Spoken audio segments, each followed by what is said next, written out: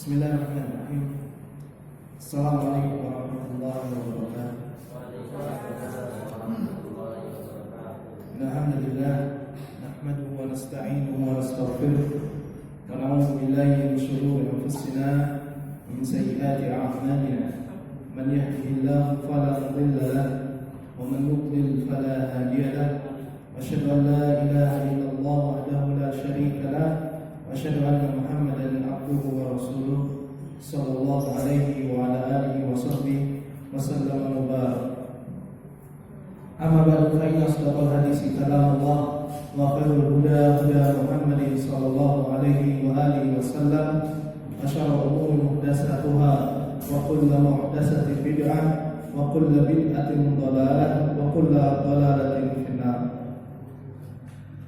Wa ba'd. Asatidz rahimani wa rahimakumullah. Alhamdulillah kita bisa melanjutkan belajar kita tentang bagaimana seharusnya seorang muslim dan muslimah bermanhaj, terutama di dalam bab akidah. Kita masih di pembahasan dalil-dalil wajibnya kita bermanhaj salaf. Kita sampai di dalil Al-Quran yang ke-8 di halaman 70, yakni firman Allah Tabaraka wa Ta'ala, wa anna hadza sirati mustaqiman fattabi'uhu. Dan sungguh inilah jalanku yang lurus, maka ikutilah jalan tersebut. Wa la tattabi'us subula fatafarraqu bikum an sabilih. Dan janganlah kalian mengikuti jalan-jalan yang banyak. Di situ Allah Subhanahu wa taala menggunakan kata subul, sehingga memecah belah, mencerai-beraikan kalian dari jalannya Allah yang satu tadi. Dzalikum wasaqum bihi la'allakum tattaqun. Itulah yang Allah wasiatkan, Allah perintahkan kepada kalian agar kalian menjadi orang-orang yang bertakwa. Terkait tentang ayat ini, surat Al-An'am 153, Abdullah bin Mas'ud radhiyallahu anhu pernah membawakan sebuah riwayat, khattalana Rasulullah sallallahu alaihi wasallam khattan bi yadihi. Rasulullah sallallahu alaihi wasallam pernah membuatkan untuk kami sebuah garis lurus dengan tangan beliau. Garis lurus. Summa qala hadza sabilullah mustaqiman. Kemudian beliau mengatakan tentang garis lurus itu, ini adalah jalannya Allah yang lurus. Wa khatta khututan an yaminihi wa shimalihi. Kemudian beliau membuat garis-garis yang banyak di kanan kiri garis lurus tadi. Summa qala, kemudian beliau mengatakan, hadhihi subulun mutafarriqah. Ini adalah jalan-jalan yang saling bercerai-berai. Laisa minha sabilun illa alaihi syaitan yad'u ilaihi. Tidaklah setiap jalan dari jalan-jalan yang banyak itu yang kanan kiri, melainkan ada syaitan yang menyeru manusia untuk masuk menyimpang dari jalan Allah yang lurus tersebut. Kemudian beliau membaca ayat ini, itu surat Al-An'am 153. Di sini Nabi sallallahu alaihi wasallam mengisyaratkan bahwasanya dari jalan Allah yang satu muncul, dibuat oleh manusia jalan-jalan yang sangat banyak yang diprakarsai oleh setan-setan, tentunya iblis, supaya menjauhkan sejauh-jauhnya kita dari jalan yang Allah Tabaraka wa Ta'ala. Kemudian apa kaitannya dengan dalil wajibnya kita bermanhaj salaf? Sisi pendalilannya adalah Allah Azza wa Jalla menyebutkan garis lurus atau jalan yang lurus itu adalah jalannya Allah yang ditempuh oleh Nabi sallallahu alaihi wasallam dan ditempuh pula oleh para sahabatnya. Maka barang siapa yang menempuh jalan yang lurus itu, maka sungguh dia telah menempuh jalan bersama Nabi, bersama para sahabatnya radhiyallahu ta'ala anhum ajma'in. Sehingga jalan lurus itu adalah sebagaimana yang telah kita bahas di pertemuan sebelumnya, jalannya para nabi, siddiqin, wasyuhada dan as-shalihin. Kemudian dalil yang ke-9 firman Allah tabaraka wa taala dan surat At-Taubah ayat 100. Allah berfirman, "Was-sabiqunal awwaluna minal muhajirin wal ansar." Dan orang-orang yang terdahulu lagi pertama-tama masuk Islam dari kalangan muhajirin dan ansar. Walladzina tabauhum bi ihsan, dan juga orang-orang yang mengikuti orang-orang muhajirin dan ansar dengan kebaikan. Kata Allah tentang 3 golongan ini, yaitu muhajirin, ansar, dan orang-orang yang mengikuti muhajirin dan ansar. Kata Allah, radhiyallahu anhum wa radu an. Allah meridhai mereka, mereka pun ridha kepada Allah. Wa a'adda lahum jannatin tajri tahtaha al-anharu khalidina fiha abada. Kemudian Allah menjanjikan bagi mereka surga yang mengalir di bawahnya sungai-sungai, mereka kekal di dalamnya selama-lamanya. Dzalikal fawzul 'azim. Dan itulah keberuntungan, kemenangan yang besar. Di ayat ini lebih jelas lagi bahwasanya Allah Subhanahu wa taala hanya menyebutkan 3 golongan yang Allah ridhai iman mereka, amal mereka, dan dakwah mereka. Yang pertama orang-orang muhajirin, kemudian orang-orang ansar, dan yang terakhir adalah orang-orang yang mengikuti muhajirin dan ansar. Maka barang siapa yang ingin di antara kita mendapatkan ridha Allah di dalam kita beragama, maka wajib bagi kita untuk menjadi orang muhajirin, orang ansar, dan orang-orang yang mengikuti mereka. Tapi karena muhajirin sudah tutup, sebagaimana Nabi SAW, la hijrata ba'dal fath, tidak ada hijrah setelah Fathu Mekah. Maka orang-orang muhajirin sudah Allah tetapkan. Begitu pula orang-orang ansar yang ada di kota Madinah. Maka yang tersisa bagi orang-orang setelah mereka adalah mengikuti muhajirin dan ansar. Kemudian dalil yang ke-10 firman Allah tabaraka wa taala, ya ayyuhalladzina amanu taqullaha wa kunu ma'as shadiqin. Wahai orang yang beriman, bertakwalah kalian kepada Allah dan jadilah kalian bersama orang-orang yang benar. Ayat ini dalam surat Taubah yang mendekati penghujung surat, sebelumnya menceritakan tentang peperangan Nabi SAW ke Tabuk. Di perang tersebut orang-orang munafikin banyak meminta alasan uzur kepada Nabi SAW tidak ikut berjihad. Orang-orang munafikin memang spesial itu karena mereka takut akan mati. Mereka tidak mengharapkan pahala di sisi Allah. Kemudian ternyata ada 3 sahabat yang tidak ikut perang pula, namun tidak mengajukan uzur. Mereka jujur apa adanya, tidak ikut perang. Semisal Ka'ab bin Malik, Hilal bin Umayyah. Maka Allah Subhanahu wa taala melalui lisan Nabi SAW memberikan hukuman untuk mereka berupa hajar, yaitu diisolir selama waktu yang Allah tentukan. Rasulullah SAW dan para sahabatnya tidak tahu sampai kapan. Biasanya Rasulullah sampai ayat atau keterangan dari Allah turun kepada beliau. Maka berlalulah 30 hari. Seakan-akan bumi ini sempit.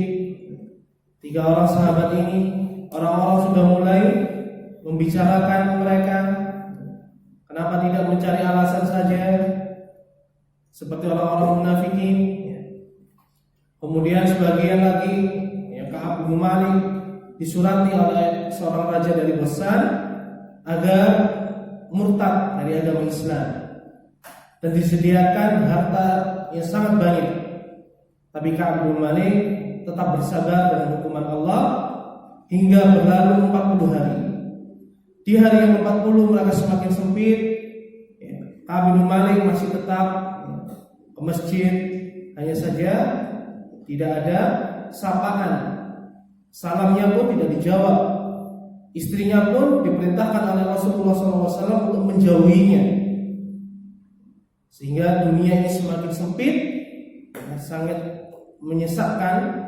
Bahkan 2 sahabatnya Ka'ab itu hanya menangis ada di kamar mereka, di rumah mereka. Kemudian Allah Subhanahu wa taala turunkan surat At-Taubah ayat terakhir ini untuk memberikan kabar gembira bahwasanya mereka telah diterima taubatnya dan Allah berikan balasan yang terbaik. Bahkan di ayat 119 ini Allah memerintahkan para sahabatnya untuk mengikuti 3 sahabat tersebut. Ini ya ayyuhalladzina amanu taqullaha wa kunu ma'as-shadiqin. Allah berbicara kepada orang beriman, yaitu tidak lain Rasulullah SAW dan para sahabatnya radhiyallahu anhum. Dan bersamalah kalian dengan orang-orang yang benar. Dan orang-orang yang benar ini adalah Ka'ab dan 2 sahabatnya radhiyallahu anhum. Jadi barang siapa yang mendengar ayat ini, maka wajib bagi dirinya untuk mengikuti sahabat dan 3 orang tersebut. Kemudian dalil yang ke-11 tentang wajibnya kita bermanhaj salaf adalah firman Allah Tabaraka wa taala, "Qul hadhihi sabili ad'u ila Allah." Katakanlah wahai Muhammad, inilah jalanku yang lurus. Aku dan ad'u ila Allah ala basiratin ana wa man ittaba'ani. Yang aku dan orang-orang yang mengikutiku mengajak kalian kepada jalan Allah dengan basirah, dengan ilmu yang yakin, seakan-akan dia melihat sesuatu. Wa subhanallahi wa ma ana minal musyrikin. Maha suci Allah dan aku bukanlah termasuk orang-orang musyrik. Dia ini Allah Subhanahu wa taala menjadikan jalannya Nabi sallallahu alaihi wasallam yang di dalamnya Rasul menyeru manusia untuk mentauhidkan Allah supaya mereka beriman kepadanya, itu diikuti oleh orang-orang yang mengikuti beliau. Tidak ada yang beriman yang ittiba kepada beliau sallallahu alaihi wasallam di saat ayat ini turun, melainkan tidak lain adalah para sahabat radhiyallahu taala anhum ajma'in.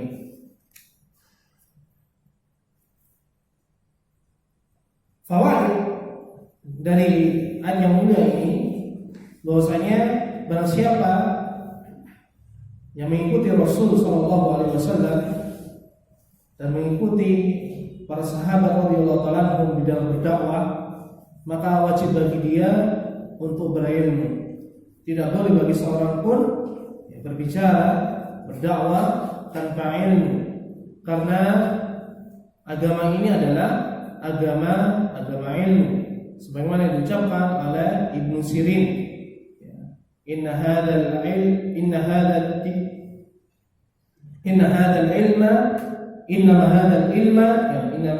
ilmu dinun, kata beliau. Fanzuru amman ta'khuduna dinakum.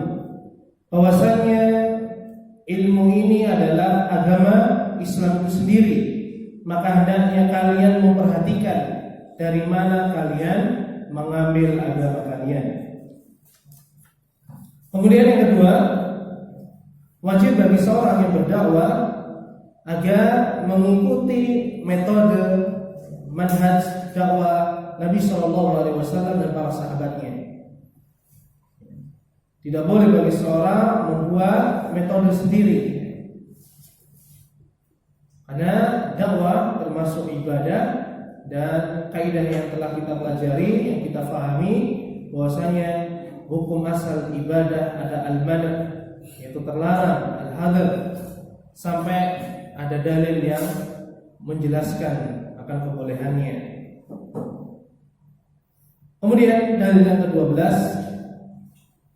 firman Allah Tabaraka wa Ta'ala, wajahidu fillahi haqqa jihadi, dan berjihadlah kalian di jalan Allah dengan jihad sebenar-benarnya. Wajtabakum wa ma ja'ala 'alaikum fid dini min haraj, Allah telah memilih kalian dan menjadikan agama ini tidak ada kesukaran. Jadi Allah Subhanahu wa Ta'ala telah memilih para sahabat radhiyallahu ta'ala ajma'in untuk menjadi pendamping Nabi sallallahu alaihi wasallam sebagai utusan Allah yang terbaik.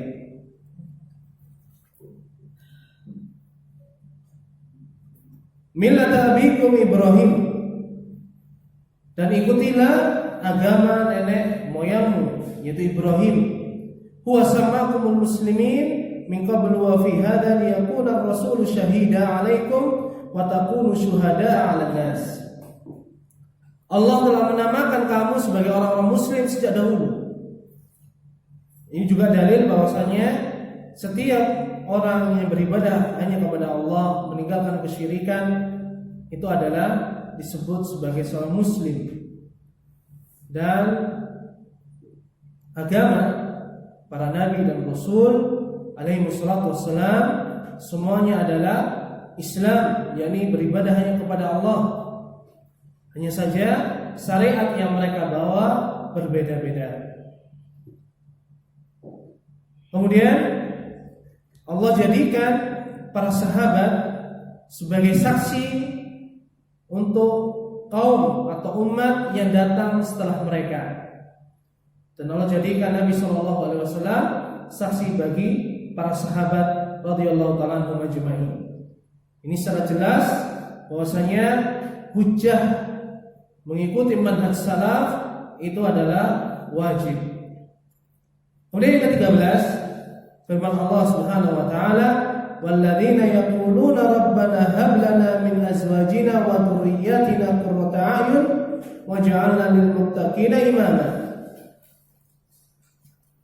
Dan orang-orang beriman itu berkata, yaitu berdoa, wahai Rabb kami, berikanlah untuk kami istri-istri kami dan keturunan kami yang menyenangkan mata hati kami, dan jadikanlah kami pemimpin teladan bagi orang-orang yang bertakwa. Keimaman boleh bagi seorang minta, berbeda dengan keimaman di dalam urusan dunia. Karena Nabi SAW telah bersabda, ya Abdurrahman ibn Samurah, wahai Abdurrahman ibn Samurah, la tas'alil imarah, janganlah engkau meminta jabatan. Adapun yang dimaksud di ayat ini adalah jabatan dalam masalah keimaman di akhirat kelak, memimpin orang-orang yang bertakwa. Sedangkan para sahabat telah terbukti dalam sejarah menjadi imam, mulai dari Abu Bakar As-Siddiq di dunia. Kemudian orang-orang yang datang setelahnya pun mendahulukan para sahabat daripada orang-orang tabi'in. Ini sebagai hujjah bahwasanya keimanan para sahabat, keimamahan mereka adalah hujjah. Apalagi 4 sahabat atau 5 sahabat yang kita sebut dengan al-khulafa ar-rasyidun radhiyallahu ta'ala anhum. Karena telah datang hadis sahih bahwasanya Nabi sallallahu alaihi wasallam mengatakan, alaikum bisunnati wa sunnatil khulafa'ir rasyidin al-mahdiyyin. Wajib bagi kalian mengikuti, berpegang teguh dengan sunnahku dan sunnah khulafa ar-rasyidun. Dan Nabi SAW sebelum wafat dia pernah mengatakan, al-khilafatu min ba'di salasuna sana. Dan kekhilafahan yang mendapatkan petunjuk setelah peninggalanku selama 30 tahun. Dengan sejarah Allah Subhanahu wa taala telah membuktikan bahwasanya Abu Bakar menjadi khalifah selama 2 tahun lebih, kemudian Umar bin Khattab menjadi khalifah 10 tahun, kemudian Utsman 12 tahun, dan ditutup sampai 30 oleh Ali bin Abi Thalib, dan disempurnakan selama 6 bulan oleh Al-Hasan ibnu Ali radhiyallahu ta'ala anhum ajma'in. Ini hujah bahwasanya keimamahan para sahabat wajib untuk diikuti, terutama khulafa ar-rasyidun. Kemudian yang ke-14 tentang wajibnya kita bermanhaj salaf adalah firman Allah Subhanahu wa taala, "Wa ja'alna minhum a'immatan yahduna bi amrina lamma sabaru wa kanu bi ayatina yuqinun." Dan kami jadikan di antara mereka itu pemimpin-pemimpin yang memberikan petunjuk dengan perintah kami selama mereka bersabar di dalam mengemban amanah yang Allah berikan, dan mereka meyakini ayat-ayat kami, itu Allah Tabaraka wa Ta'ala. Allah Subhanahu wa Ta'ala di ayat ini menjadikan para sahabat sebagai pemimpin-pemimpin yang diikuti oleh orang-orang setelah mereka. Juga terutama 2 sahabat atau al-khulafa ar-rasyidun dapat tazkiyah secara khusus, rekomendasi secara khusus. Tatkala para sahabat bertanya kepada Rasulullah SAW, kepada siapa mereka akan bertanya tatkala beliau tidak ada, maka Nabi SAW memberikan isyarat kepada Abu Bakar dan Umar radhiyallahu anhuma. Sayangnya orang-orang Rafidhah menjadikan keduanya sebagai 2 berhala Quraisy. Hendaknya kita waspada dari akidah sesat orang-orang Syiah Rafidhah atau Syiah Isna Asyariyah. Kemudian asatidzah rahimani wa rahimakumullah, dalil dari Al-Qur'an yang ke-15 firman Allah Ta'ala, "Qulil hamdulillahi wa salamun ala ibadihi alladhina istafa." Allah Ta'ala berfirman, katakanlah wahai Muhammad sallallahu alaihi wasallam, segala puji bagi Allah dan kesejahteraan atas hamba-hambanya yang dipilih, dan tidak atau bukan termasuk perkara yang sulit untuk kita fahami bahwasanya para sahabat adalah termasuk hamba-hamba yang Allah pilih. Karena bisa dibayangkan tatkala Allah memilih nabi di antara seluruh umat manusia, tentunya Allah akan memilih dari awal hingga akhir. Kemudian di antara mereka, dan para ulama berselisih dari jumlah para nabi, karena hadis-hadisnya saling berselisih ya, masalah jumlah nabi, yaitu sekitar 13.000. Ada 13.000 nabi. Kemudian Rasulullah menyebutkan di antara mereka ada 315 rasul. Jadi rasul lebih sedikit daripada para nabi. Ternyata dari sekian itu Allah memilih Nabiullah Muhammad SAW. Ini tentang hak beliau menjadi rasul yang terbaik, bahkan menjadi makhluk yang terbaik yang Allah ciptakan selama sejarah kehidupan dunia. Dan tentunya Allah akan juga memilih siapa umat mulai dari awal hingga akhir yang pantas untuk beriman, membela, menerima hijrahnya beliau, berjihad bersama beliau, dan meneruskan estafet dakwah beliau. Ini orang yang berakal akan berpikir semisal itu, sebagaimana yang diucapkan oleh Abdullah bin Mas'ud radhiyallahu ta'ala anhu. Jadi tidak main-main Allah ketika memilih di antara hamba-hambanya siapakah yang pantas untuk menemani Nabi Shallallahu Alaihi Wasallam yang terbaik. Maka barang siapa yang berbicara keburukan tentang para sahabat, ulama telah bersepakat wajibnya untuk berwaspada, berhati-hati dari orang semisal ini. Dikhawatirkan dia termasuk orang-orang zindiq, orang-orang munafik yang nampak kemunafikannya. Bahkan termasuk akidah Ahlussunnah wal Jamaah membicarakan aib kesalahan para sahabat itu adalah celaan bagi agama seseorang, bukan agamanya para sahabat. Meskipun kita telah ketahui bersama di antara para sahabat ada yang terjatuh di dalam kesalahan, tapi Allah Subhanahu wa taala menjadikan manhaj mereka adalah manhaj yang maksum. Adapun person mereka, setiap sahabat tidak lepas dari kesalahan dan dosa. Namun kebaikan mereka mengalahkan keburukan atau perbuatan dosa yang mereka lakukan. Wallahu ta'ala a'lam. Kemudian firman Allah yang ke-16 dalam surat Ar-Rum, "Wala takunu minal musyrikin." Dan janganlah kalian itu meniru atau jadi semisal orang-orang yang menyekutukan Allah. Minal ladzina farraqu dinahum wa kanu syi'a. Yaitu dari orang-orang yang memecah belah agama mereka dan mereka menjadi beberapa golongan, menjadi Syiah, golongan. Kullu hizbin bima ladaihim farihun. Dan setiap golongan merasa bangga dengan apa yang ada pada mereka.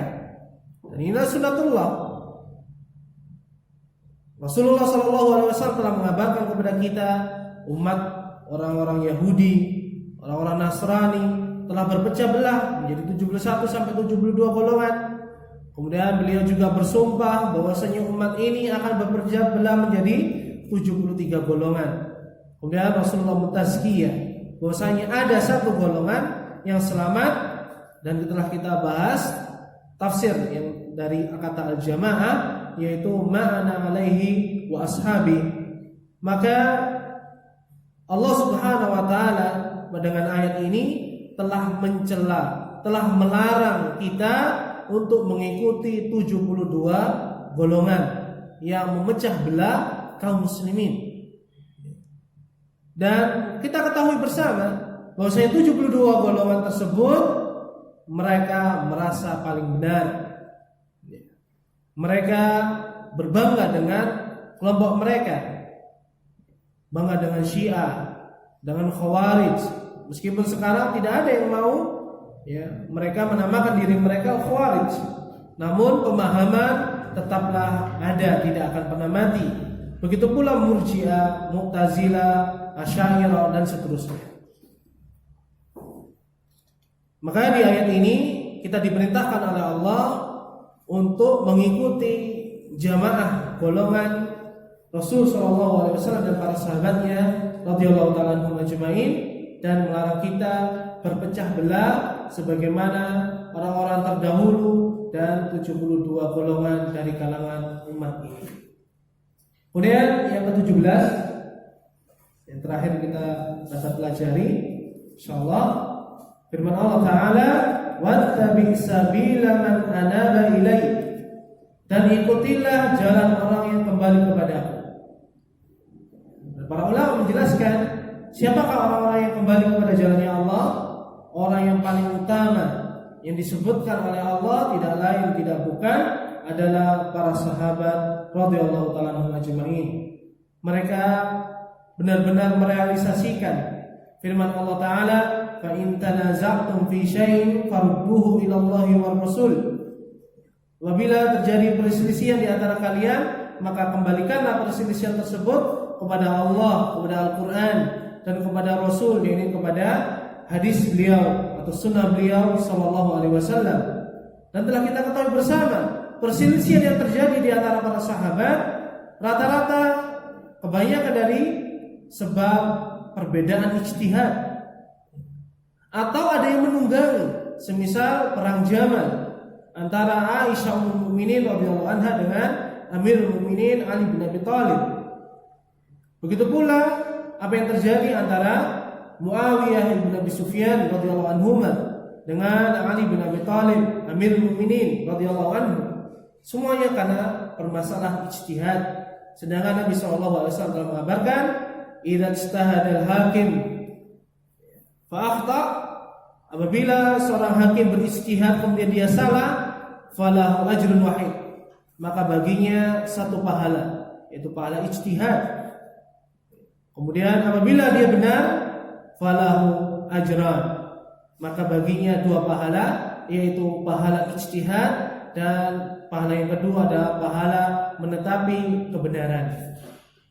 Wallahu ta'ala alam.